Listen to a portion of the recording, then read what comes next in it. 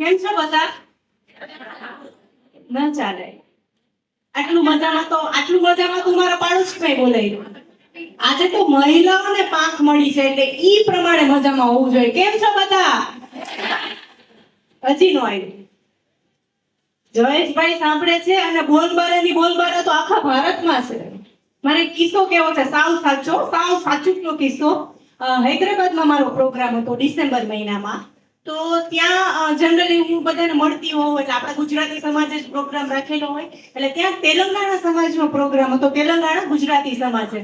તો મેં કીધું તમે રાજકોટ આવો ત્યારે પધારો. આમ કે અમે રાજકોટ આવીને અમારા અહીંના જે આપણે કારખાનામાં જે કામ કરતા હોય ને ત્યાં આપણે ગુજરાતીઓ તો ક્યાંય સદ્ધર જ હોય, ક્યાંય બિચારા ગરીબ ને આછા પાતળા તો હોય જ નહીં. એટલે યાના મજૂરી કે અમે એને લઈને ફરવા અમે તો પછી જમવાનું નહીં. અરે કે બોલબાલા નથી ચાલતું ત્યાં. બોલો અમે આખા ભારતમાં ખબર છે કે બોલબાલામાં મફતમાં જમવાનું મળે છે. જેને જરૂર છે ઈ તો લે છે, પણ જેને જરૂર નથી ને ઈ આ સેવાનો લાભ લે છે. એટલે બે હાથ ઊંચા કરી એકવાર જોરદાર તાલીથી જયેશભાઈ અને બોલબાલા પરિવારને આપણે વધારવા જોઈએ. કારણ કે આવું સરસ મજાનું કામ આપણા ઘરમાં બધી બહેનો જ બેઠી છે. આપણા ઘરમાં 10 મહેમાન આવવાના હોય ને તોય આપણે ખબર છે ટેન્શન આવી જાય, બરોબર શું કરશું કેમ કરશું. અને ઝોમેટો સ્વિગી જે આવે છે ને એમાં ક્યાંક આપણી આળસ જ છે. પણ એની વચ્ચે આવી સરસ મજાની કાર્યવાહીઓ ચાલી રહી છે અને આજે જેટલી મહિલાઓ અહીંથી સન્માનિત થવાની છે એ બધાને મારા ખૂબ ખૂબ અભિનંદન. અને જે મહિલાઓ સન્માનિત નથી થવાના, જે પાછળ બેઠા છે બાલ્કનીમાં જે મને દેખાઈ રહ્યા છે, એને મારા ડબલ અભિનંદન. કારણ કે અહીંયા જેટલી મહિલાઓ બેઠી છે એમાં આવી જ મહિલાઓનો હાથ છે એટલે અમે આગળ છીએ. અને બોલબાલા પરિવાર સાથે બહુ અંગત રીતે જોડાયેલા છે. કારણ કે મારા મમ્મી એ મહિલા પાંખની સભ્ય છે અને ઈ એટલે છેલ્લે બેસીને જ મને સાંભળે છે. એટલે મારા જેવા તો કેટલાય હશે કે જે આવી મમ્મીઓ હશે કે જેને આવી સ્ત્રીઓને કે જેને આવી મહિલાઓને આગળ આવવા દીધી છે છતાંય કંઈ કીધું નથી. કોરોનાના સમયમાં આપણે બધાએ ખબર છે ને લોકડાઉન ની વાત નીકળી કે ભાઈ પેલા બાટલા અને આ ને તે. લોકડાઉન હતું કે નહીં? હા કે ના? બાલ્કની આખા ભારતમાં લોકડાઉન હતું, સાચું? હવે બધી મહિલાઓ પોતાનો જમણો ઊંચો કરે, ખભા સુધી લઈ જાઓ. આપણને શાબાશી આપો કારણ કે આખા ભારતમાં લોકડાઉન હતું, માત્ર રસોડામાં નહોતું. કોઈ શાબાશી આપે કે ન આપે, આપણે આપણી જાતને શાબાશી આપી જ દેવાની. આ મીરા બેઠી છે, મારી ફ્રેન્ડ છે. એટલે મીરા તને તો અનુભવ હોય કે લગ્નના અમુક વર્ષો પછી તમે આશા રાખો કે તમારો નાથો તમને શાબાશી આપે. એવું શક્ય છે? અને જો આપતા હોય તો તમે ખરેખર જયા પાર્વતીના વ્રત છે નામ દિલથી પૂજા છે. હે અમુકના તો નાગલા ક્યાંના ક્યાં ઉડી ગયા છે. ખરેખર નાગલાને વેદ નથી, નાથાને વેદ નથી. એવા માણસોના અનુભવ થાય. એટલે કાંઈ કરો કે ન કરો, રોજ સવારે ઉઠીને અરીસામાં જોઈને આપણે આપણી જાતને શાબાશી આપીને એટલું કહેવાનું કે હું મારા ઘરની હિરોઈન છું. આપણે છે ને થોડી બધાય ટેકા છે.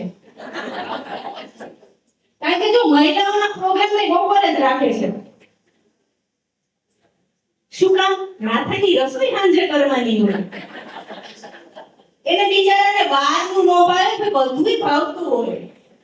આ તો કેતા નથી આપણે. ઓલા કોરોનાનો ઓલા ત્યારે ખબર છે ને ઓલા બહારની રસોઈ નહોતી, ઈ બિચારા ઘરમાં 7 મહિનાનો લોકડાઉન પીરિયડ હું જયેશભાઈ લખીને દઉં. ઈ 7 મહિના જે પતિ પત્ની હારે કાઢી નાખ્યા ને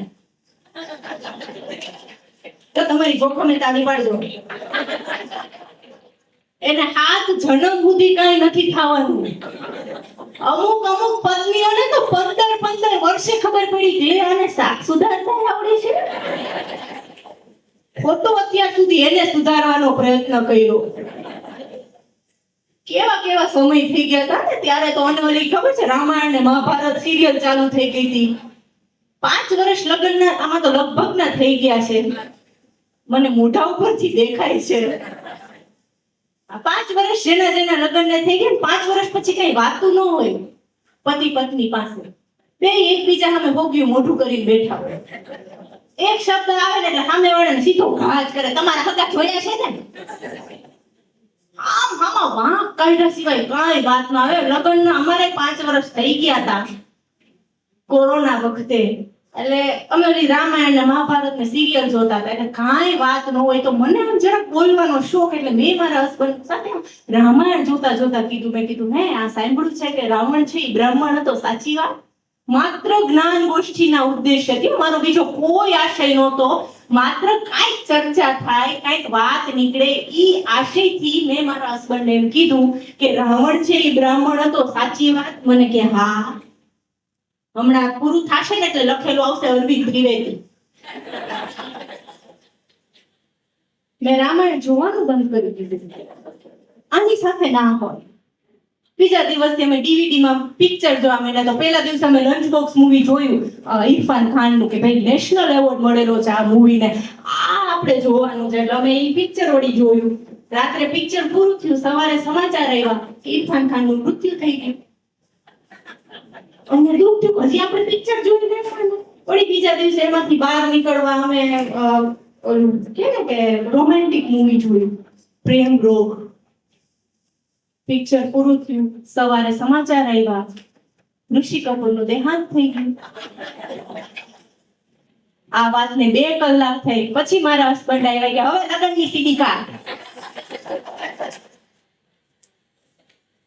મેં હજી હંગરીને રાખી છે, એના હાથમાં નથી આવી દીધી.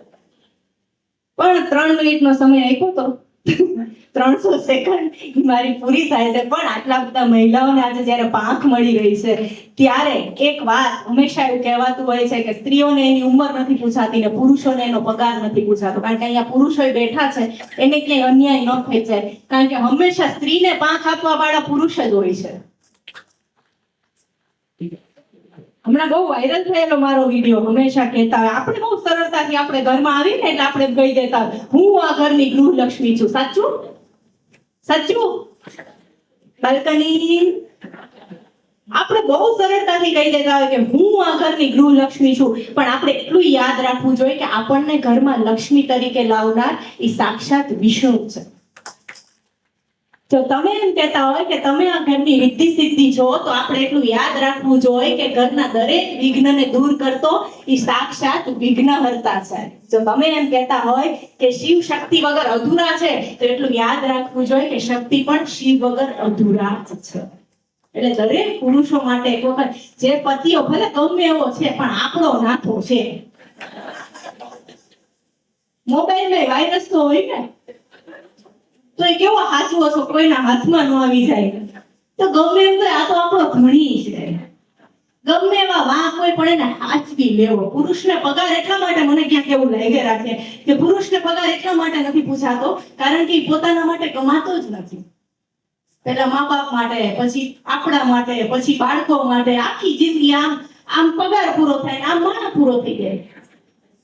અને સ્ત્રીઓને ઉંમર એટલા માટે નથી પૂછાતી કારણ કે સ્ત્રીઓ પોતાના માટે જીવતી જ નથી. પહેલા મા બાપ માટે, પછી પતિ માટે, પછી સંતાનો માટે, પછી સંતાનોના સંતાનો માટે જીવી રહી છે. એટલે મહિલાઓને જ્યારે પાંખ મળી રહી છે ત્યારે હું તમને એટલું કહીશ કે તમે તમારા માટે જીવો, ગામ માટે નહીં. ઉત્તરાયણના દિવસે કે ગમે એ દિવસે કોઈ વખાણ કરી દે તો એના માટે પાવભાજી બનાવવા ન રહેવાય. આપણે આપણો જલસો કરી જ લેવાનો.